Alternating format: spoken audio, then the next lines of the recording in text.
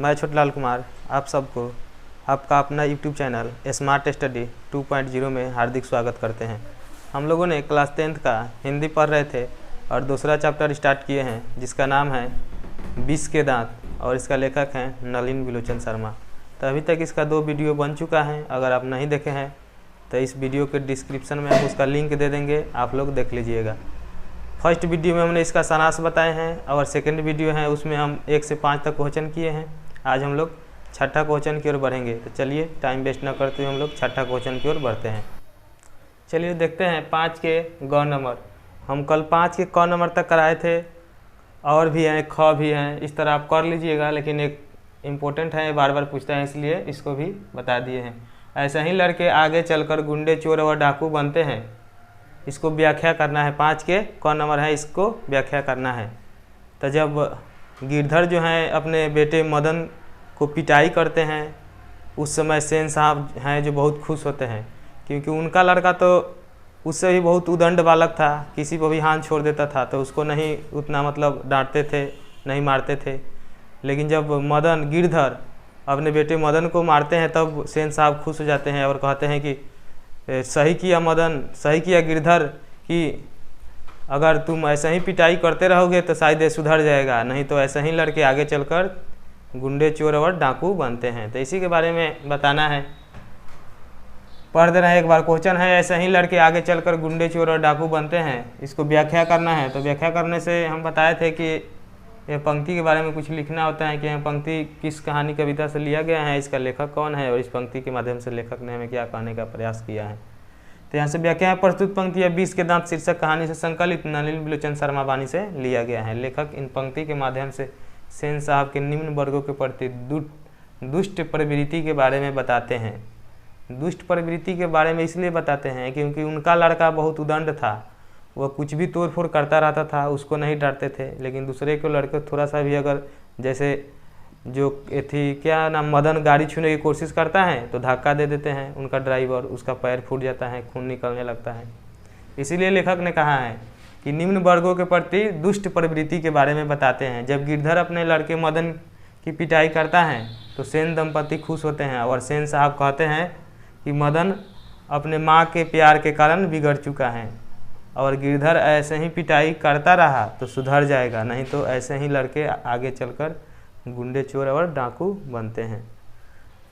तो आशा करते हैं आप लोग समझ गए होंगे। चलिए बढ़ते हैं अगले प्रश्न की ओर। चलिए देखते हैं 6 नंबर क्वेश्चन। 6 नंबर क्वेश्चन है सेन साहब के और उनके मित्रों के बीच क्या बातचीत हुई और पत्रकार मित्र ने उन्हें किस तरह उत्तर दिया। तो जब सेन साहब और उनके कुछ मित्र ड्राइंग रूम में बातचीत कर रहे थे, तभी एक लड़का जो पत्रकार उनका मित्र थे, उनके साथ उनका एक लड़का था छोटा, वह बहुत चंचल था। उसको देखकर उनके मित्रों ने पूछा कि क्या किस क्लास में पढ़ता है। तो पत्रकार मित्र बताने वाले ही थे, तब तक सेन साहब बोलते हैं मेरा लड़का तो बहुत चंचल है, मैं उसको इंजीनियर बनाऊंगा। तब पत्रकार मित्र ने बाद में उत्तर दिया कि मैं कुछ बनाऊं या ना बनाऊं, लेकिन मैं इसको ज़रूर एक जेंटलमैन बनाऊंगा और जो कुछ भी बनेगा अपने मर्जी से बनेगा। वहीं इस प्रश्न में पूछा गया है कि सेन साहब के और उनके मित्रों के बीच क्या बातचीत हुई और पत्रकार मित्र ने उन्हें किस तरह उत्तर दिया। तो यहाँ से उत्तर है, आप लिख सकते हैं सेन साहब और उनके मित्र ड्राइंग रूम में बातचीत कर रहे थे तो सेन साहब कहते हैं, सेन यहाँ साहब छूट गया है, लिख लीजिएगा। सेन साहब कहते हैं मेरा बेटा इंजीनियर बनेगा, जिसकी तैयारी मैं अभी से उसको करा रहा हूँ। तब पत्रकार मित्र बोलते हैं मेरा बेटा कुछ भी बने लेकिन जेंटलमैन जरूर बने, और वह जो कुछ भी बनेगा उसे पूरी छूट रहेगी, वह अपने मन से कुछ भी बन सकता है। तो आशा करते हैं क्वेश्चन आप लोगों को समझ में आ गया होगा। चलिए बढ़ते हैं अगले प्रश्न की ओर। देखते हैं 8 नंबर क्वेश्चन। 8 नंबर क्वेश्चन है कासू और मदन के बीच झगड़े का कारण क्या था और इस प्रसंग के द्वारा लेखक क्या दिखाना चाहते हैं। तो जब मदन और उसका मित्र जो है गली में लट्टू नचा रहे होते हैं, उसी समय उस गली में कासू जाता है और उसका भी मन लट्टू नचाने को करता है। तो उसके मित्रों से वो मांगता है कि हमें भी लट्टू नचाने को दो, लेकिन वो सब नहीं देते हैं, जिसके कारण दोनों में झगड़ा हो जाता है और कासू जो है मदन पर हाथ उठा देता है, जिसके कारण मदन भी उसका 2 दांत तोड़ देता है।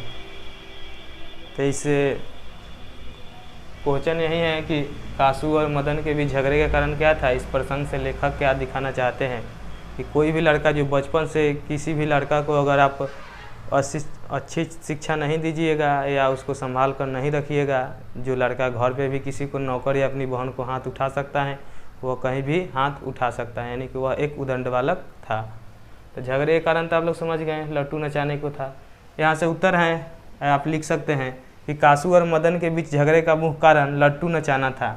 जब कासू अपने बंगले से निकलकर उस गली में जा पहुँचता है जहाँ मदन और उसके मित्र लट्टू नचा रहा होता है। लड़कों को लट्टू नचाते हुए देखकर कासू का भी मन लट्टू नचाने के लिए करता है, लेकिन जैसे ही वह मदन और उसके मित्रों से मांगता है तो उसे कोई नहीं देता है। तब कासू को गुस्सा आ जाता है और वह मदन पर हाथ उठा देता है और मदन उसका 2 दांत तोड़ देता है। आशा करते हैं क्वेश्चन भी आप लोग समझ गए होंगे। चलिए बढ़ते हैं अगले प्रश्न की ओर। देखते हैं 10 नंबर क्वेश्चन। 10 नंबर क्वेश्चन है, रोज रोज अपने बेटे को पिटाई करने वाला गिरधर जब मदन द्वारा कासू की पिटाई की जाती है तब वह मदन को दंडित करने की बजाय छाती से क्यों लगा लेता है। तो जो गिरधर थे अपने बेटे मदन को छोट मोट गलती पर भी पीटा करते थे हमेशा, लेकिन जब कासू और मदन में झगड़ा होता है और मदन जो रहता है कासू को मारकर उसका 2 दांत तोड़ देता है, इसके बाद भी उसके पिता गिरधर ने उन्हें छाती से क्यों लगा लेते हैं, यही प्रश्न पूछा गया है। तो वह इसलिए लगा लेते हैं क्योंकि आप जानते हैं कि जो गिरधर लाल रहते हैं वह सेन साहब के कंपनी में एक किरानी रहते हैं, यानी कि एक नौकर की तरह काम करते हैं और उनका मालिक कुछ भी बोलते हैं डांटते हैं वह सचमुच चुपचाप डरपोक की तरह सह लेते हैं। लेकिन उनका लड़का जो है मदन वह इन सब बातों को बिना परवाह किए उनके लड़कों को मारकर उसका दांत तोड़ देते हैं। इसलिए गिरधर को अपने मदन पर गर्व होता है और अपने आप पर पछतावा होता है। यही क्वेश्चन है कि रोज रोज अपने बेटे को पिटाई करने वाला गिरधर जब मदन द्वारा कासू की पिटाई की जाती है तब मदन को दंडित करने की बजाय उसे छाती से क्यों लगा लेता है। तो इसका उत्तर आप लिख सकते हैं, रोज रोज अपने बेटे को पिटाई करने वाला गिरधर जब मदन द्वारा कासू की पिटाई की जाती है तब वह मदन को दंडित करने की बजाय छाती से इसलिए लगा लेता है क्योंकि वह जानता है कि जिस प्रकार वह डरपोक और मालिक के हर जुर्म को चुपचाप सहन कर रहा था वैसा सहने वाला उसका बेटा मदन नहीं है। इसलिए इस बात को समझकर उसको अपने आप पर पछतावा और अपने बेटे पर गर्व होता है, इसलिए वह मारने की बजाय अपने बेटे को छाती से लगा लेता है। तो आशा करते हैं यह क्वेश्चन भी आप लोग समझ गए होंगे। चलिए तो बढ़ते हैं अगले क्वेश्चन की ओर। देखते हैं अगला क्वेश्चन। चलिए तो 11 नंबर क्वेश्चन है, सेन साहब मदन कासू और गिरधर का चरित्र चित्रण करें। तो आप लोग जानते हैं कि इस 20 के दांत कहानी में जो भी प्रमुख पात्र हैं यही सब हैं, सेन साहब हैं, कासू हैं, गिरधर हैं, मदन हैं, उनका एक ड्राइवर है। तो चरित्र चित्रण का मतलब होता है कि इस कहानी में मान लीजिए कि मदन का कैसा रोल है, सेन साहब ने कैसा इसमें रोल किया है, उनकी क्या भावनाएं हैं, उनके बारे में लेखक ने इस कहानी में क्या कहने का प्रयास किया है, उनका स्वभाव कैसा था, नेचर कैसा था, उसी के बारे में वर्णन किया जाता है। चरित्र चित्रण का मतलब किसी भी कहानी में जिस व्यक्ति का जो भी रोल होता है उसी के बारे में लिखना होता है। तो यहाँ है सेन साहब मदन कासू गिरधर का चरित्र चित्रण करिए। तो यहाँ से लिख सकते हैं कि सेन साहब इस कहानी के लगभग एक प्रमुख पात्र हैं।